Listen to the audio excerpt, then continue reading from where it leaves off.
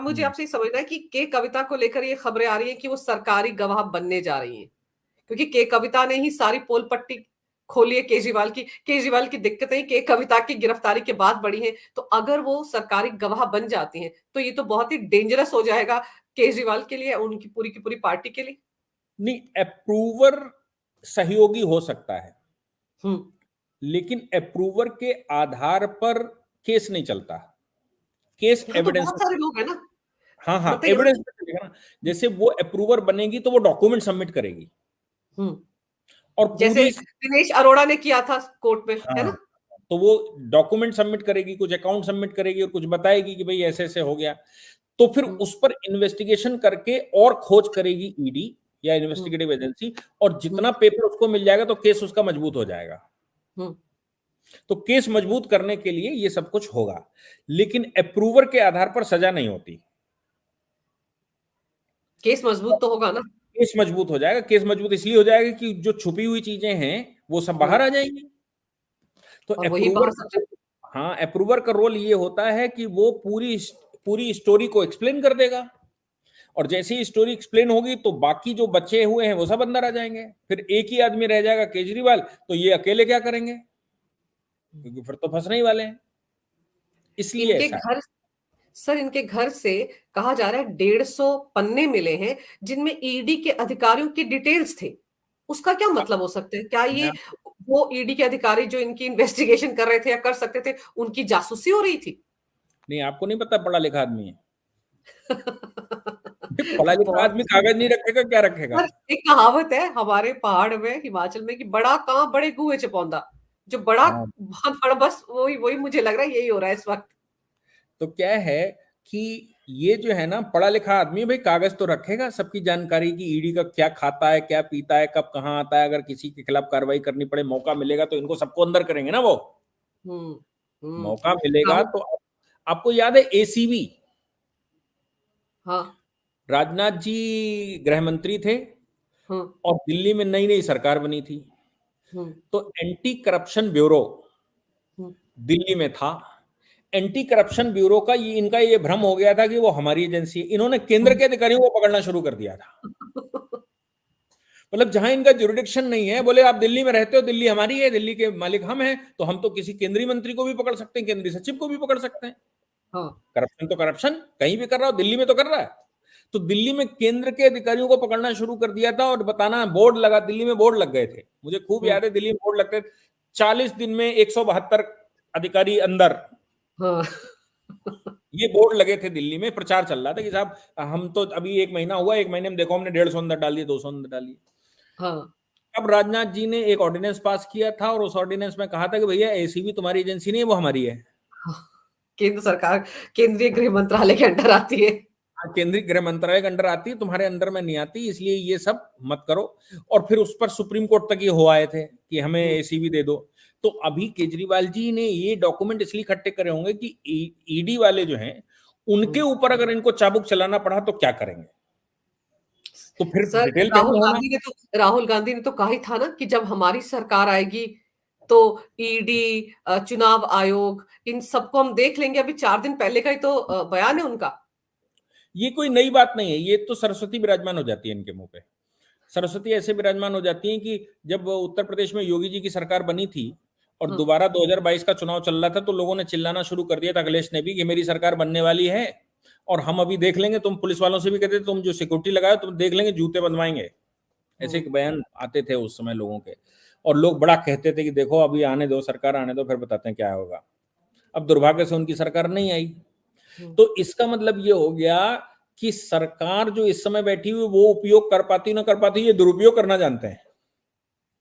इसलिए जब सरकार अगर बदलेगी तो ये दुरुपयोग कैसे करेंगे, ये ठाने बैठे थे कि इनका दुरुपयोग करेंगे।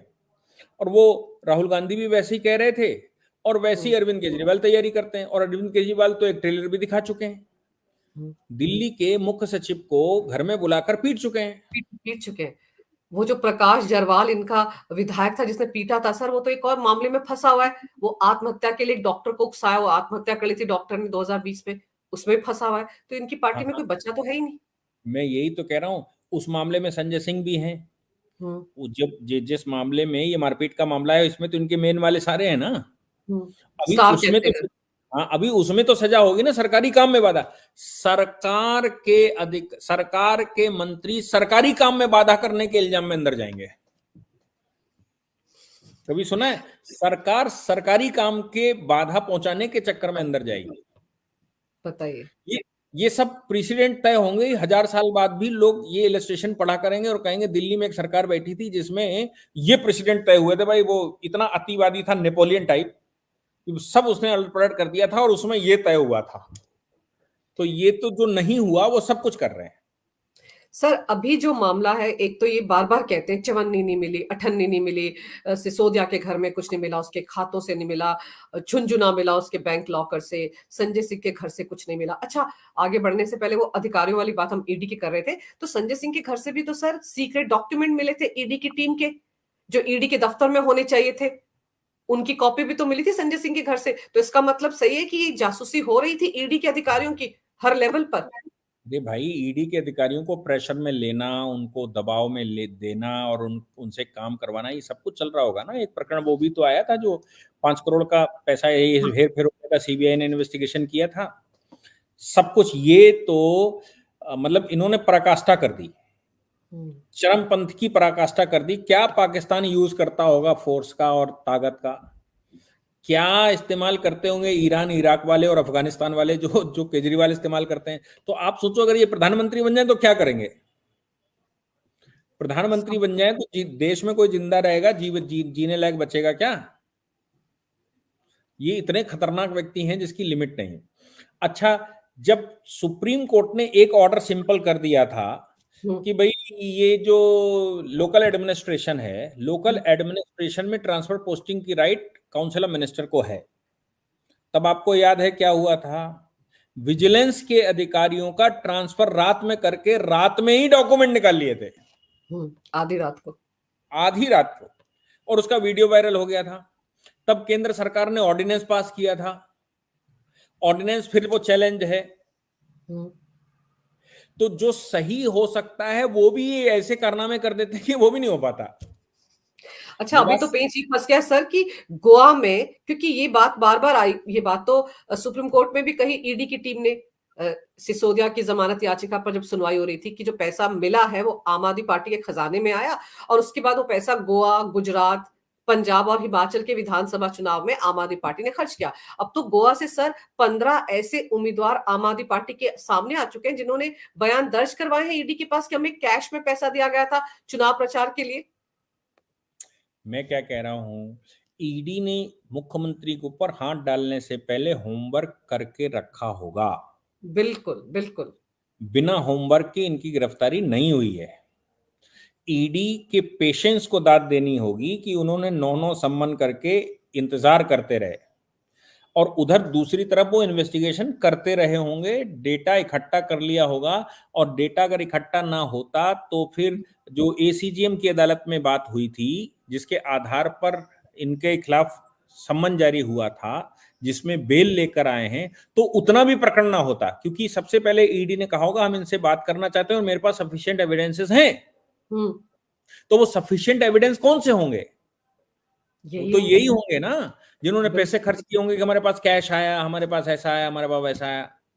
और भाई खर्चा तो हुआ ही होगा। दूसरी बात ये समझिए कि चुनाव आयोग के सामने जब आप इलेक्शन लड़ते हैं किसी भी पार्टी का, तो चुनाव आयोग को आपको सबमिट करना पड़ता है कि आपने कितना पैसा खर्च किया। चुनाव आयोग सोर्स नहीं पूछता कि पैसा कहां से लाए, लेकिन चुनाव आयोग ने अगर 20 लाख की लिमिट घोषित कर दी है कि एक विधायक के चुनाव में 20 लाख रुपया, तो 20 लाख का कॉलम पूरा करिए कि हमने 20 लाख खर्च किया।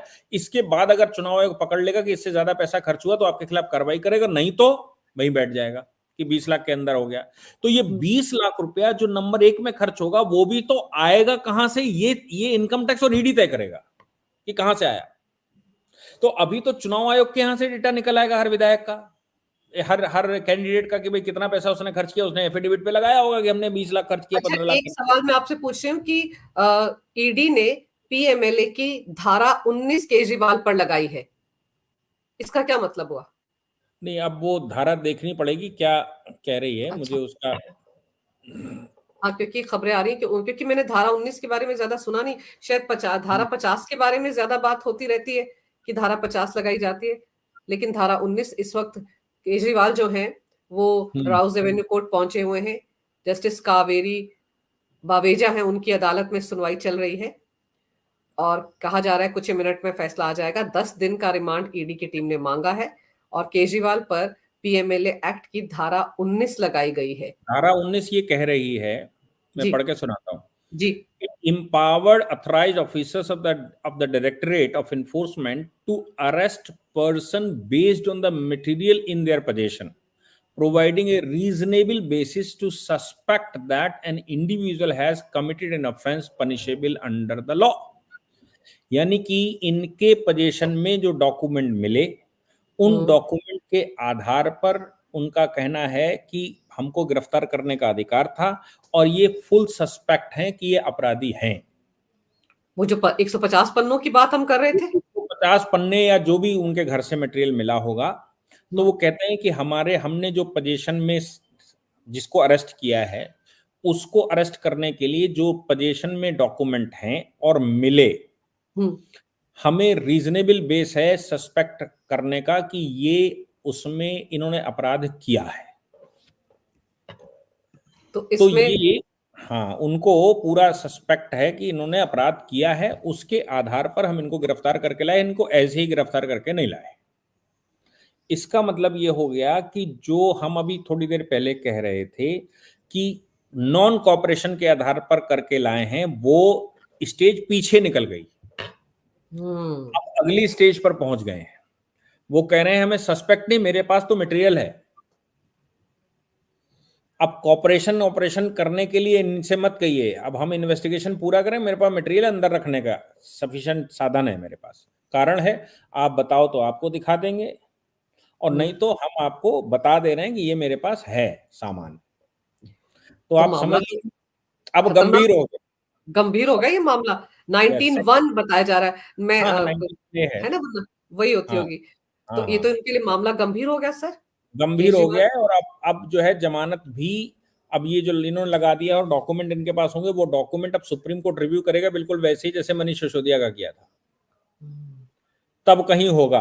तो आप समझो कि मनीष सिसोदिया की 1 हफ्ता सुनवाई चली थी और फिर खारिज हो गई थी, तो अब इनकी भी 1 आध हफ्ते तो सुनवाई चलेगी, अगर सुप्रीम कोर्ट सुन लेता है सीधा। तो इससे पहले ये आज अगर डिसमिस करेंगे और रिमांड दे देंगे तो फिर ये हाई कोर्ट जाएंगे, हाई कोर्ट 2 दिन लेगा, फिर हाई कोर्ट से डिसमिस होगा तो सुप्रीम कोर्ट जाएंगे, सुप्रीम कोर्ट इसको लिस्ट करेगा, लिस्ट करने के बाद फिर 2-4 दिन सुनवाई करेगा, सुनवाई करने के बाद डिसीजन लेगा, तो 10 दिन तो हो गए सर। तो दिवाली होली तो फिर तिहाड़ में ही मनेगी, मुझे लगता है जहां 4 यार मिल जाए वहीं रात हो गुलजार हो जाएगा।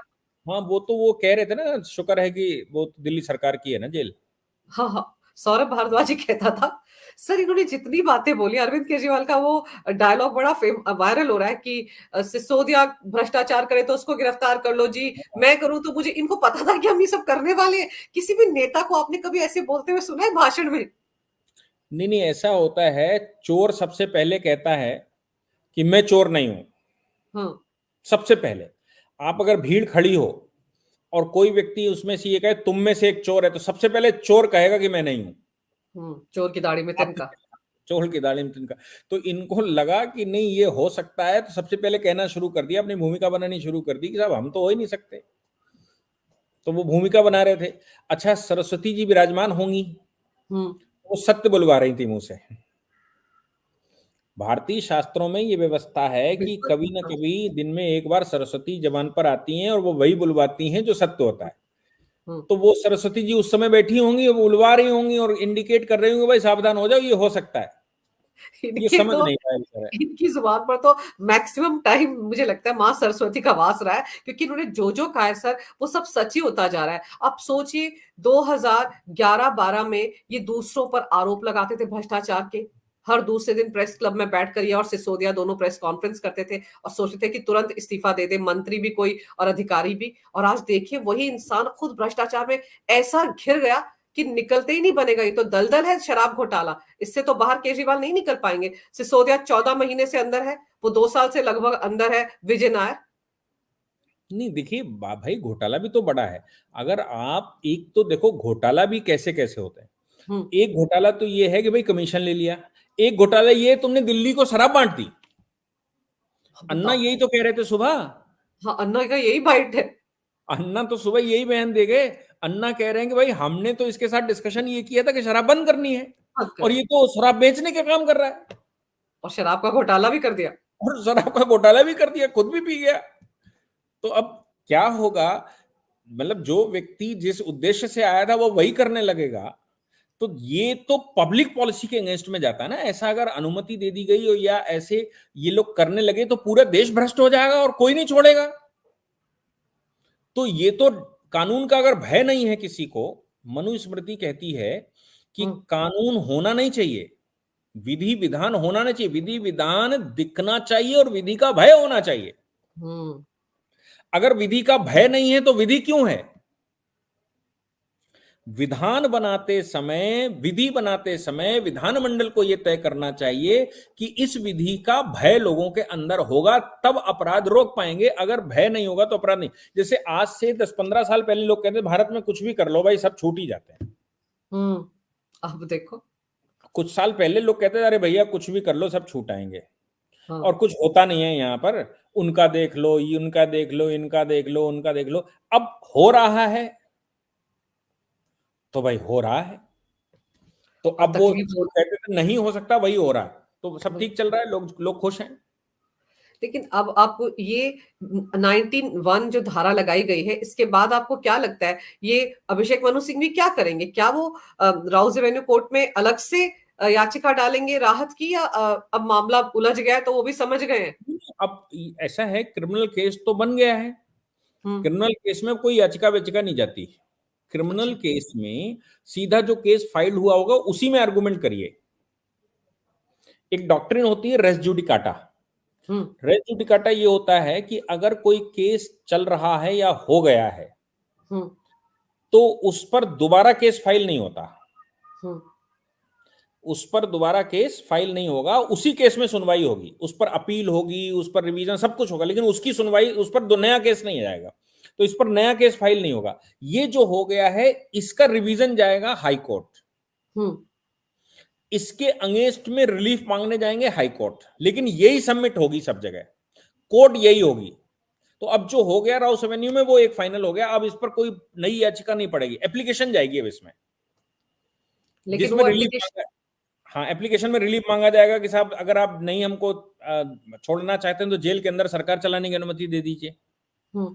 जैसे संजय सिंह ने कहा हमें किताबें पढ़ने की अनुमति दे दीजिए, तो आप सोचो जेल के अंदर बिना अनुमति की किताब पढ़ने की भी अनुमति नहीं है, बाकी हाँ। काम को छोड़ दो, तो फिर आपको अनुमति मांगनी पड़ेगी कि हमें अनुमति दे दी जाए कि साहब हम किताबें कुछ पढ़ लें, तो कोर्ट कहेगा ठीक है भाई कौन कौन सी लिस्ट है हमें जमा कर दीजिए, हम आदेश कर देते हैं। वो आदेश कर देगा कि भाई ये 5 किताबें इनको ले जाने की अनुमति दे दीजिए और इसको चेक कर लिया जाए। हम्म। तो अब जो कुछ भी होना है वो कोर्ट की अनुमति से होना है, वो अनुमति में रिलैक्सेशन जितना ले सकते हैं उतना ले लें, या तो बेल या जेल। सर, ईडी की तरफ से कोर्ट में ही कहा गया है कि शराब घोटाले के सरगना केजरीवाल है। वो तो भैया आप मुझे बताओ ना, जब सुप्रीम कोर्ट में ये कह रहा है कि भाई साहब आप पार्टी के प्रमुख हैं हम्म। और पार्टी ने पैसा खर्च कर लिया, तो सरगना कौन है? भाई सरकार का भी सरगना वही है, और वो आदमी है, और पार्टी का भी सरगना वही आदमी, बाकी तो ये सब चिल्लड़ पार्टी है ना। तो सत्ता में तो कॉन्स्टिट्यूशनली भी सरगना वही है। तो अगर हमारे यहां एक डॉक्ट्रिन चलती है रिस्पोंडेंट सुपीरियर, हम्म। रिस्पोंडेंट सुपीरियर का मतलब होता है कि जिसको लाभ मिल रहा हो वही बॉस है, करने वाला बॉस नहीं, रिस्पोंडेंट सुपीरियर। हम्म। तो अब कर भले ही मनीष सिसोदिया रहे हो, कर भले ही सत्येंद्र जैन रहे हो, करवा तो यही लेकिन रहा था। रिस्पॉन्ड किसको जा रहा है? भले ही वो पिक्चर में ना हो, हम्म। साइनिंग अथॉरिटी ना हो, तो भी रिस्पोंडेंट सुपीरियर, यानी कि जिसके लिए ये किया जा रहा था वही बॉस, वही सरगना है। तो सर आप अब ये सोचो, सर आप ये सोचो, मैं तो, मुझे तो हैरानी होती, क्योंकि मैंने अन्ना का वो आंदोलन भी देखा था, इंडिया अगेंस्ट करप्शन। हम सबको लगता था पता नहीं एक बहुत बड़ा राजनेता बन के आएगा, सब कुछ भ्रष्टाचार हटा देगा। लेकिन मैं पिछले 10-12 साल के इतिहास को देख तो मुझे हैरानी हो रही है कि केजरीवाल ने कितनी शातिर तरीके से अपने आप को साइनिंग अथॉरिटी से हटा लिया, कोई मंत्रालय भी नहीं रखा, सबको लगा दिया काम पर। यानी कि उसे पता था कि वो ऐसे से काम करेगा तो आगे चलकर बचना, क्योंकि आईआरएस अधिकारी रहा है तो साइनिंग अथॉरिटी फंसता है, इसलिए उसने अपने आप को बड़ा अलग करके रखा, अलूफ करके रखा। मतलब कब से साजिश चली आ रही थी। मैं तो कब से कह रहा हूँ, आपको पता नहीं पढ़ा लिखा आदमी है। भाई पढ़ा लिखा आदमी कुछ तो डिफरेंट करेगा ना। आपकी हमारी तरह कम बुद्धि वाले कैसे कर लेंगे? जिसके पास दिमाग होगा वही ये दिमाग चला सकता है, आपके पास दिमाग नहीं होगा तो आप कैसे दिमाग चलाएंगे? तो जो पढ़ा लिखा आदमी है वो तो चिल्ला चिल्ला कह रहे हैं भाई पढ़ा लिखा मुख्यमंत्री चाहिए। तो पढ़ा लिखा मुख्यमंत्री कुछ तो कारनामे काम करेगा, काम के साथ कारनामे भी करेगा। तो काम तो कर ही रहे थे, कारनामे भी कर रहे थे साथ में, और काम कम कारनामे ज्यादा कर रहे थे, ये भी कहना कुछ बुरा नहीं है। तो अब ये अनुमति मांगेंगे कि हम सरकार अंदर से चलाएं, तो कोर्ट क्या करेगा? अनुमति देगा? क्या करेगा? ये नीचे कौन वाले सा कोर्ट पहली बार कोर्ट के सामने पहली बार ऐसी दलील आएगी कि हमें सरकार चलानी है अंदर से? कोर्ट भी हैरान हो रहा होगा कि ये जो आरोपी की कटघरे में खड़ा है ये सीएम है। नहीं, ये नीचे वाला कोर्ट तो कर ही नहीं सकता।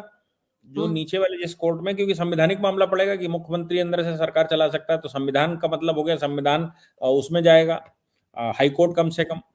और हाई कोर्ट भी एक संवैधानिक बेंच बैठावे, तो 5 बैठाए जाएंगे, तो मामला लंबा चलेगा। ये अनुमति लेने के लिए भी कि क्या संवैधानिक रूप से अंदर से सरकार चलाई जा सकती, शीश महल छोड़कर जेल महल में जाया जा सकता है। तो शीशे सर। बेचारे ने शीश महल बनवाया था कि भाई आराम से करेंगे। वॉशरूम में भी इत्र लगवाया था। हाँ बताइए। वॉशरूम में इत्र, ठंडा गर्म पानी का ऐसा ना हो बैठे हो सर्दी गर्मी लग जाए। मुख्यमंत्री हाँ। आखिर पढ़ा लिखा आदमी है, पढ़ा लिखा आदमी बीमार पड़ गया तो गलत हो जाएगा। तो आप सोचो फ्लैश में ठंडा गर्म पानी जो है वो लगाने की व्यवस्था थी कि अगर सर्दी में गर्म पानी निकलेगा और गर्मी में ठंडा पानी निकलेगा पोंछने के लिए। पढ़ा लिखा मुख्यमंत्री है भाई, पढ़े लिखे मुख्यमंत्री का इतना तो सम्मान होना चाहिए कि उसको ठंडा गर्म पानी मिले, इत्र की खुशबुएं मिले, उसको किसी सर, प्रकार का कष्ट ना हो। सर 8-8 लाख के पर्दे, 10 करोड़ का स्विमिंग पूल, दो दो बड़े बड़े किचन, कितना सारा वो काम। अब प्लम्बर का काम एक आरटीआई में खुलासा हुआ था ना, 30 करोड़ रुपए खर्च किए गए हैं वो सर उस सिविल वर्क के लिए। तो आप सोचिए ये आम आदमी। और अब मुझे वो दलील याद आ रही है कि जो इनके वकील की तरफ से कहा गया था, शायद रमेश गुप्ता थे जिन्होंने वो विषय वो जो दिव्या मल्होत्रा की अदालत में कहा था, मजिस्ट्रेट के कोर्ट में, कि ये तो बड़े आम आदमी हैं, ये तो पैंट शर्ट पहनते और शर्ट को बाहर रखते हैं, इन्होंने तो आज तक जूते नहीं पहने, चप्पल में रहते हैं, ये इन्होंने तो आज तक जिंदगी में सूट भी नहीं पहना, ये इतने आम आदमी है सर। आम आदमी अगर 45 करोड़ के बंगले में रहता हो सर, तो हम सब तो आम आदमी बन जाने चाहिए अब तक। नहीं, अब वो आम आदमी है और आपको आम आदमी नहीं है, आपको पता नहीं है वो पढ़ा लिखा आदमी है। आप आम आदमी और पढ़े लिखे आदमी में फर्क ही नहीं समझ रहे। नहीं। आम आदमी जो पढ़ा लिखा हो, आपके यहाँ पहाड़ पर एक कहावत है, हाँ। कहते हैं जो प्लेन पर चला गया और दिमाग लगा दिया तो उसको नहीं हाँ। छू सकता। कहते हैं कि नहीं कहते हैं कि जो प्लेन पर चला गया और उसने दिमाग लगा दिया तो फिर उसको नहीं छुआ जा सकता, वो फिर बहुत नहीं। शातिर हो जाता है, उसको पूरा पहाड़ भी फिर मिलकर गिरा नहीं सकता। तो सही है। जब आम आदमी पढ़ा लिखा हो जाए, हम्म। मतलब पहाड़ का आदमी प्लेन पर आ जाए और शातिर हो जाए, मतलब पढ़ लिख जाए, तो आप हाँ, सोचोगे वो क्या करेगा? वही जो केजरीवाल कर रहा है केजरीवाल कर रहे हैं। अभी। लेकिन वो एलजी कितना सर, एलजी कितना वक्त लगाएंगे? केजरीवाल अब गिरफ्तार हो चुके हैं, तो मतलब केजरीवाल सीएम कैसे बने रहेंगे? मैं तो ये समझ नहीं पा रही हूँ। तो अब आपको लगता है एलजी एक्शन में आएंगे? बिल्कुल आने चाहिए। अगर मैं उनका सलाहकार हूं हम्म। तो पब्लिक अथॉरिटीज का 2 दिन जेल रहना, 48 घंटे, हाँ। उसको डिस्चार्ज सर, कर देता है। हाँ, कोई भी सरकारी कर्मचारी अगर 2 दिन जेल में रह गया 48 घंटे, तो नौकरी से बाहर है। बाहर हो जाएगा, हम्म। एटलीस्ट उसको डिस्चार्ज कर देंगे। फिर वो हम्म। जब कोर्ट के ऑर्डर से आएगा तब हम ज्वाइन करवाएंगे, नहीं तो नहीं करवाते। हम्म। और मुख्यमंत्री और मंत्री परिषद कानूनन पब्लिक अथॉरिटी माने जाते हैं। तो अगर उस नियम को लगाएंगे कि पब्लिक अथॉरिटी हैं, हम्म। तो इसका मालिक कौन? एलजी। एलजी के एड एंड एडवाइस के लिए पब्लिक अथॉरिटी 24 घंटे 48 घंटे अगर ड्यूटी पर ना रहे तो कितना टाइम आ गया? कितने टाइम में एलजी डिसीजन ले सकता है? 48। 48 घंटे, 20 घंटे हो चुके हैं, हाँ। 28 घंटे और इंतजार कर लीजिए। एक्शन तो होगा ही होगा। ये होगा भले ही ही। कहते हैं वो ये नहीं, भले एलजी के ऊपर है, एलजी के ऊपर है कि वो इन्हीं में से किसी को कार्यकारी मुख्यमंत्री बना दे। और ये भी संभव है कि वो ये कहें कि भाई अब हम पूरी वो भंग करे दे रहे हैं, हम्म दिल्ली में संवैधानिक संकट आ गया है, हम्म इसलिए अब एलजी मतलब 356 लगाकर एलजी इस पर शासन करेगा। ये भी हो एलजी सकता है बिल्कुल हो सकता है, वो रिकमेंडेशन करेगा, केंद्र सरकार। प्रेसिडेंट प्रेसिडेंट से पूछेगा, हम्म सीधा प्रेसिडेंट से पूछेगा और कहेगा, रिकमेंड करेगा कि भाई 356 लगा दो, संवैधानिक संकट आ गया है, क्योंकि मुख्यमंत्री तो पता ही नहीं है कहाँ है, मुख्यमंत्री जेल में है और 48 घंटे से ज्यादा दिल्ली में ऐसा नहीं हो सकता कि दिल्ली खाली रहे, तो इस समय डिसीजन कोई ले नहीं सकता, तो आखिर क्या, तो इंतरिम सरकार बना दी जाए।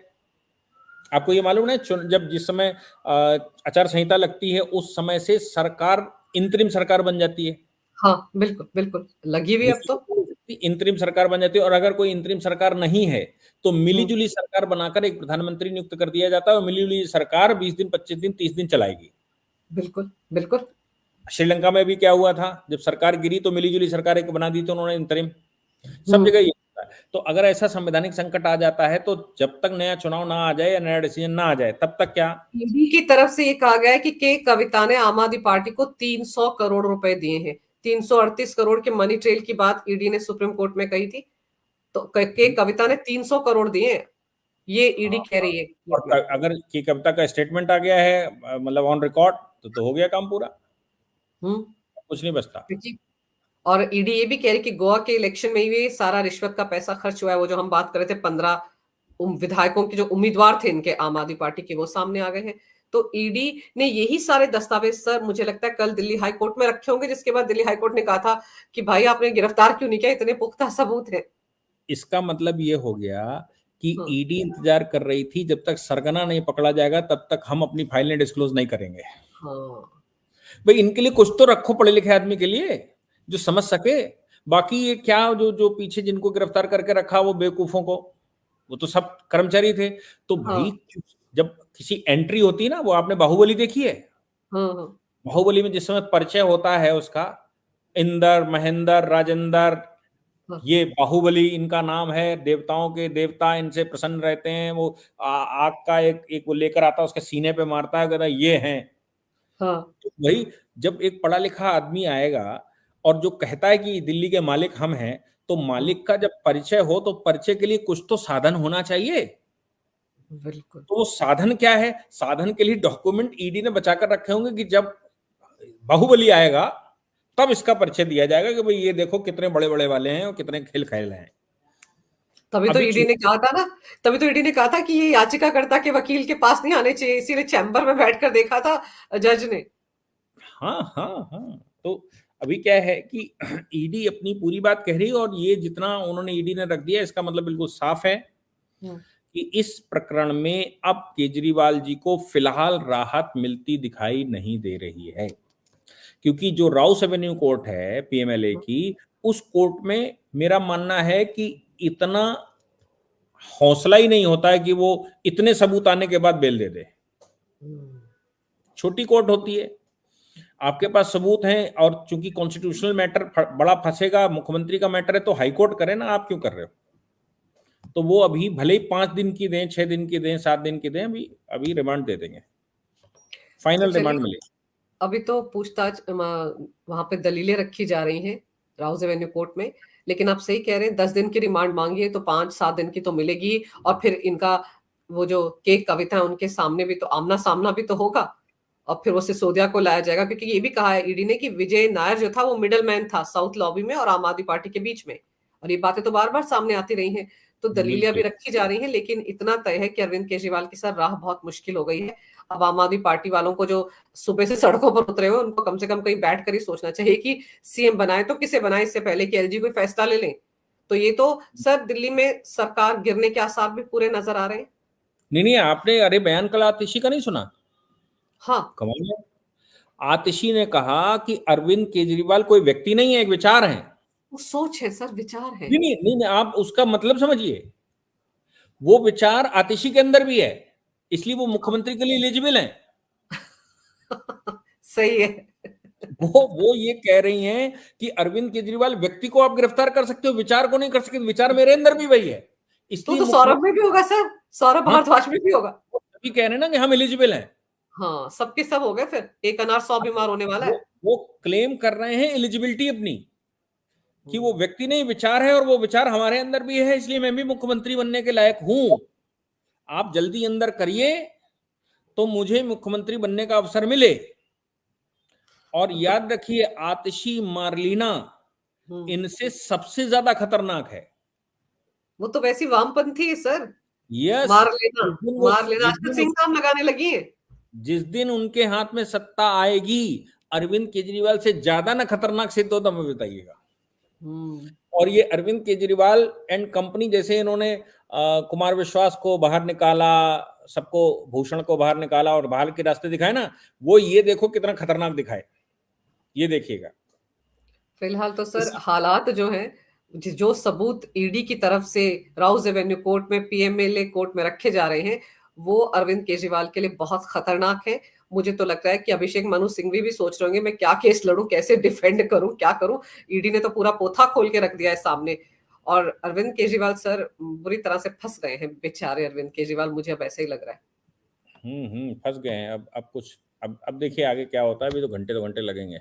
बिल्कुल। और दूसरा क्या है कि लेकिन कल छुट्टी है शनिवार की, फिर संडे, फिर होली।